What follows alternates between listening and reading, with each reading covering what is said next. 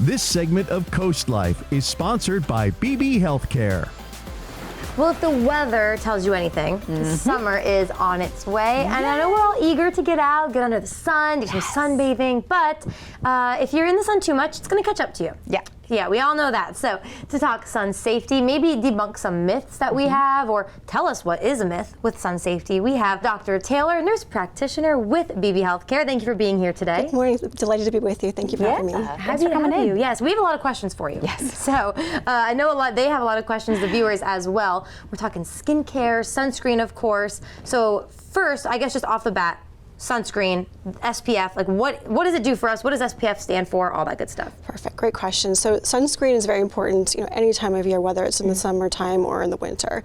SPF stands for sun protection factor, which indicates how well your skin will be protected when you wear sunscreen. So for example, SPF 30 gives you about 30% longer time out in the sun without getting sunburned. Plus, it also gives you about 97% coverage from UVB rays, which is important. So I usually say as a rule, SPF 50 is kind of my limit there. Using beyond doesn't really give you much difference because you're already getting 97% with a 30.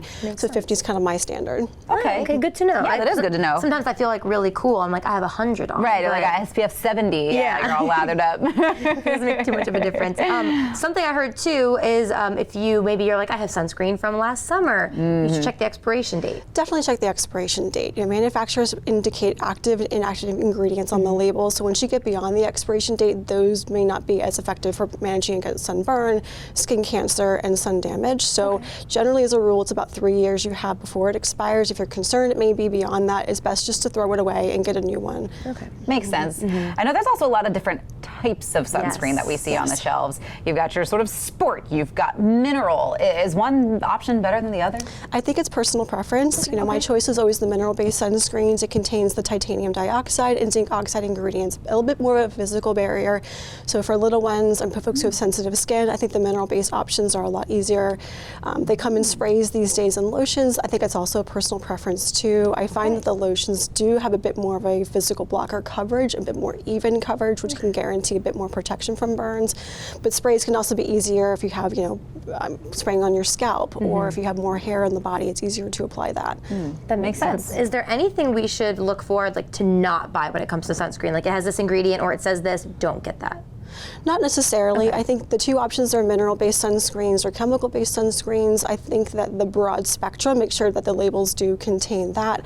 That gives you both the UVA and UVB benefits. UVA is the aging part that comes with the ultraviolet rays. The UVB is the burning part. So you kind of want to cover both of those things. Interestingly, we don't always think about high-energy visible light, which is the blue light emitted from our devices, so tablets and computers. So we need to wear sunscreen on the face, even during cloudy days, to help assist with that. Oh my gosh. You don't always think about that. That is terrifying. Good thing we talked about our social media cleanse today. Oh my goodness. So wear sunscreen all the time, basically. Yes. You mentioned too the blue light and even on a cloudy day needing sunscreen. Can you just go into that a little bit more? Because a lot of people I think, oh, the clouds are covering the sun, I'm good. Like how is it getting through? There is a bit of reduction when you have cloudy days, but it's not 100%. It still gets absorbed through the skin at a lesser rate. You might not see the burn, but the damage is going to occur. So sunscreen is just one layer. So wearing a hat and sunglasses, wearing sun protective clothing, which has SPF in it these days. They're lightweight, they're breathable, they're great for the summer. You're not going to get overly hot and sweaty with them. Great option. If you do wear sun protective clothing, you don't necessarily have to wear sunscreen underneath of it, which is nice. So you can save it for your exposed skin. Something that we talked about beforehand was this idea that, you guys go to the dentist every year, hopefully, right? You get a lot of things. You go to your practitioner every year, but you should really get your skin checked every year and make an appointment. So we're kind of trying to tell you guys that you want to start now making your annual appointment with Beebe for next summer. Absolutely. Great. Checking your skin at home is a great idea. We use often the ABCD mnemonic from the American Academy of Dermatology, which you're looking at asymmetry of moles, border, color variations, diameter changes, things that may elevate or change over time. Check out the American Academy of Dermatology website. It's a great resource. There's great patient information there in case you need to review a little bit further.